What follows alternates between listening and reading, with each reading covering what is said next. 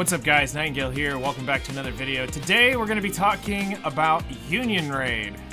It's live right now, we're actually day 3 into it, and this came from something I saw a day or two ago talking to some people, and I realized that this kind of needs to be pointed out. So we're gonna kind of just throw this all together and give you a Union Raid 101 and what you should do with the currencies that you're earning. So first off, you'll notice that there is a new icon over here to your Union, and it's now got the Raid icon, not that other game nobody cares about. Pay to win is everything. All right, so you'll click on this icon and you will now see the Union Raid. Right now we are ranked 34.37%. Hooray! I've still got 2 turns left.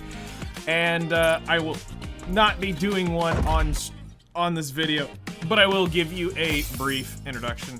So you're gonna see a bunch of pop-ups. I'm gonna go ahead and skip them. I've already claimed all these rewards. Don't get too excited when it shows up. It's not extra rewards. So let's kind of give you a little bit of a overview real quick of what's going on here inside of this screen if this is your first time popping into it. So as you can see, there is a level 1, 2, and 3 here. So these are the different stages that we are going through. Currently, we are on the 3rd level of these stages, so we've beat them twice now in their entirety. This is newer for me. I haven't been much further than this. I think it was the 2nd boss of stage 3 I've been able to solo up to, or day 2. I don't remember where it was. I might have gotten to level 3. I know last time I got real short of level 3. So this is the first time I've been able to get into level 3, and progress. So this is awesome. But the way this works is you work together with your unions to take down these bosses. Now, they aren't slouches when it comes to developing accounts. You can see who is and who hasn't been paying attention. You can tell the waifus over meta versus the people who actually invest into the proper units. It's quite obvious here. And then you can obviously tell when you go to raid rankings, you can see who the Giga Whales are and why they're spending more than a Ferrari in this game. So remember that. We're not competing against them because it's not even gonna happen. So we're just here for a good rank and get some rewards, because why? The rewards are actually really good, despite you probably not realizing what you're getting here. So the average guild is probably gonna be anywhere from the bottom currency of 34 or 2400 currency. It's so small to read on my screen. Up to, I would say the average guild is gonna be up here to the 3%. So I think it's 3,750 is what that looks like for me. So you might be higher, great, congratulations, but let's just say the average of the game is gonna be somewhere in here. Now you're gonna be getting these union chips along the way as you level up. So each stage, you're gonna earn more union chips per boss clear. You get 3 clears per day, that's it. Unlike solo raid, if you beat the stage, you do not get your units back. They are burnt and done for the day. This is where coordination comes in to be quite vital in the grand scheme of things, because this can be helpful for people who have chip damage. In this case, today, I'm probably gonna have to full send into this and I'm still not going to kill it. So today we're working on Nihilister, and you're able to go see the Union record, how people have done on Nihilister, what their damages were, things like that. You can kind of tell where people are at. You can see your current records on what you've done. I was able to down it last time.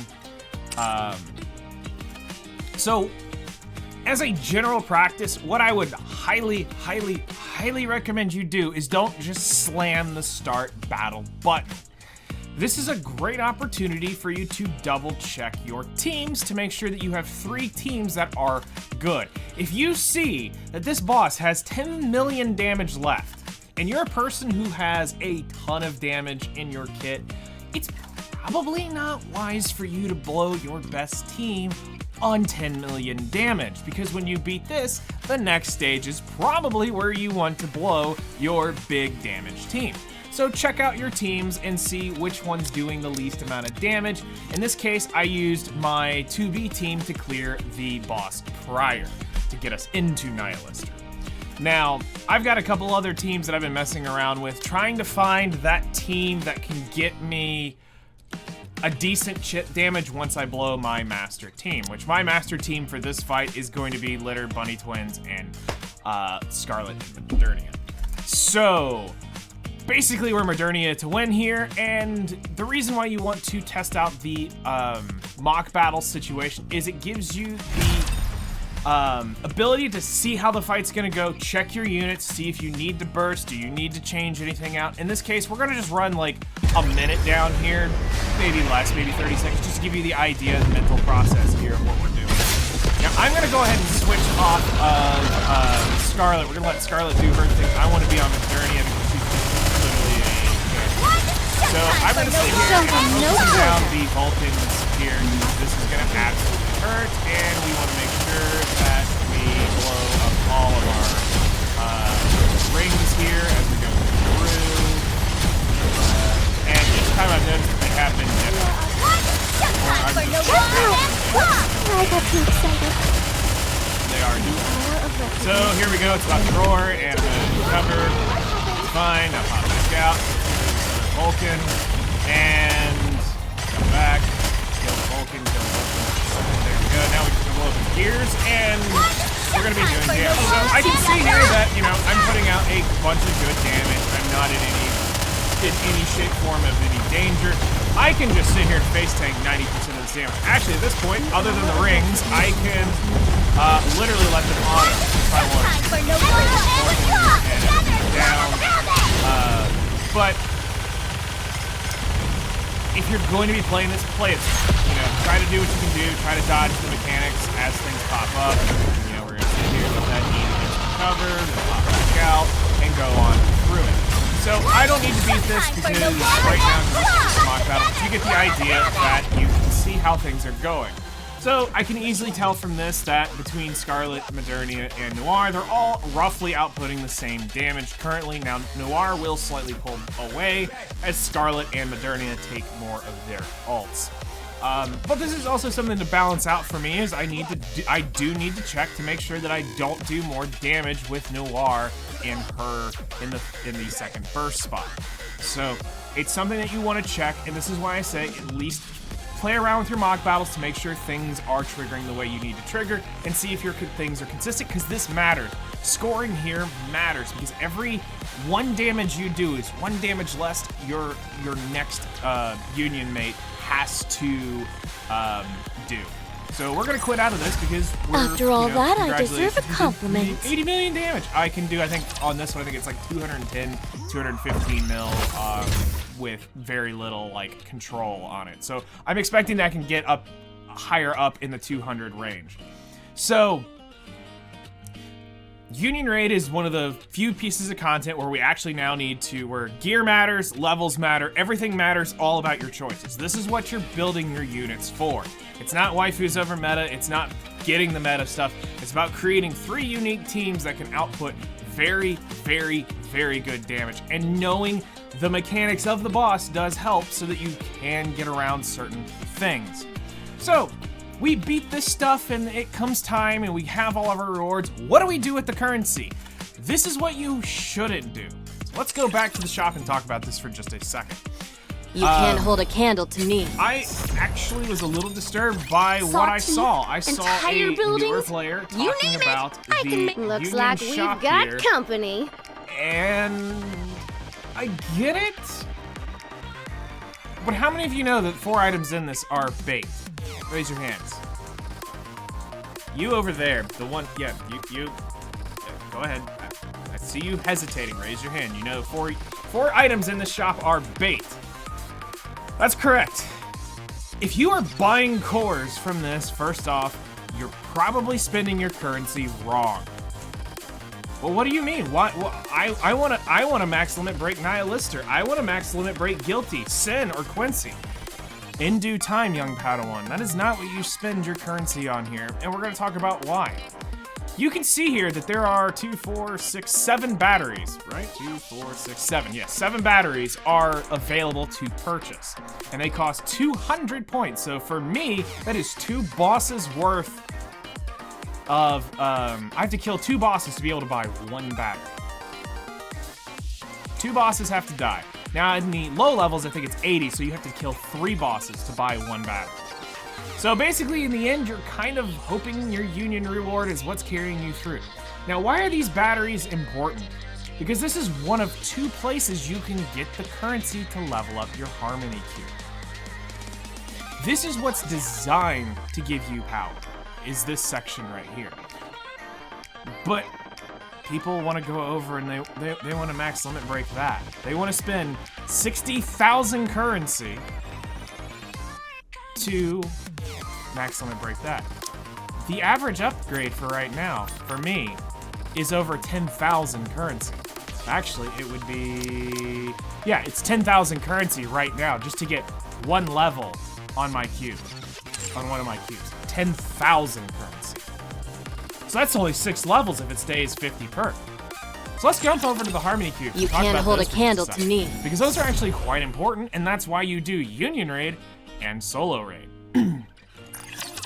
So we come over here to the Lost Sector tab. Actually, hold on, let me claim this because I totally don't want that to run over if I forget later on today. You have your Lost Sectors. Make sure you are clearing these. This is very important. This is what unlocks the Harmony Cubes for you as you progress. I just unlocked at Sector 14, my final Harmony Cube. So you have to go quite deep into the story to get them all. But you don't have to go very deep to get all the good ones. There are several of them in here that are very good. Some of them you will have to mandatorily level up quite hard. So we have the Assault Cube, the Onslaught Cube, the Resilience Cube, the Bastion Cube, the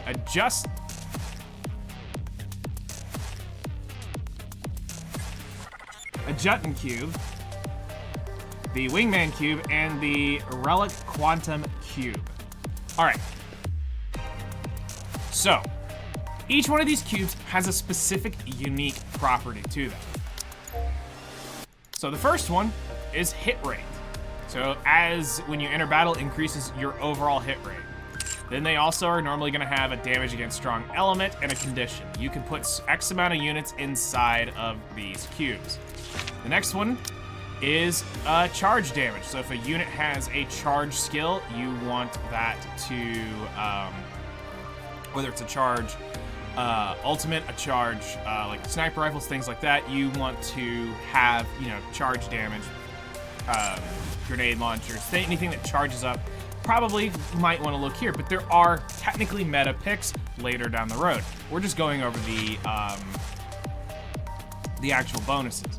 Reload speed is invaluable, and this will probably be one of the hardest ones you slam for trying to put levels in, is the Resilience Cube. I am going until I hit level 10 because it is so valuable to have reload speed on specific units, and I tell you what, Scarlet suffers so much without it. Oh my gosh.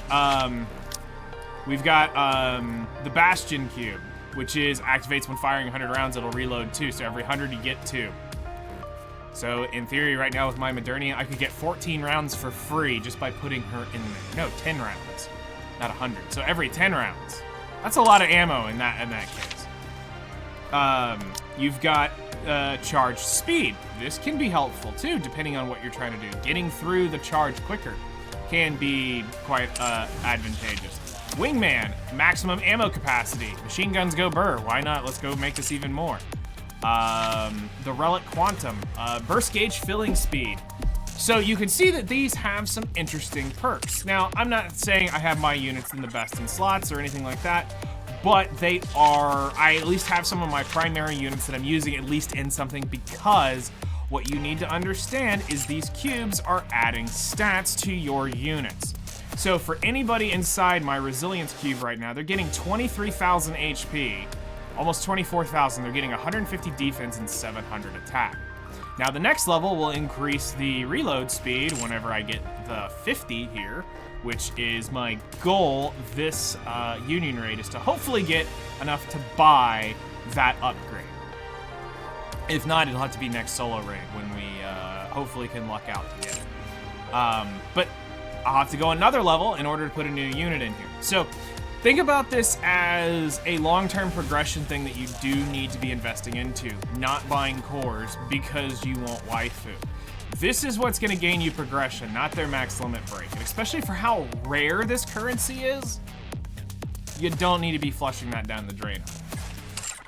Your Harmony Cubes are definitely a big, or I wouldn't say it's a big deal, it is a big change to how you think about building your teams, because you may want to shift some things around depending on what you're doing. Yes, there are websites you can go and you can see what the recommended is. Pretty much everybody's gonna tell you two things, Bastion or Resilience Cube, depending on how you fix your stuff. Certain units will definitely do better than others, and it really just takes the time and knowledge to understand your units to figure out which one of these you need to do. So, if I can leave you with anything, make sure you don't forget about this. I did for quite a while. I completely ignored this system. And I'm gonna honestly admit, you can't my hold a original candle mentality to me. was going to be, Welcome to the Raise and Rebuild. let's come What are over you here looking for? and let's Just max name it. limit break Quincy. And then I realized how dumb that is. Once I started grasping what these Harmony Cubes do and how valuable these batteries really are, you're going to want to make sure you do not spend your currencies on limit breaks.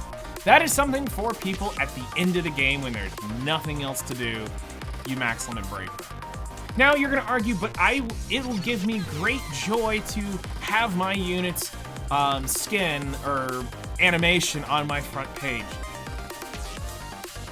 If that's really what you want, and you really want to blow that much currency on these cores without buying and maxing out your batteries and in your Harmony Cubes first, you're gonna slow your progression down.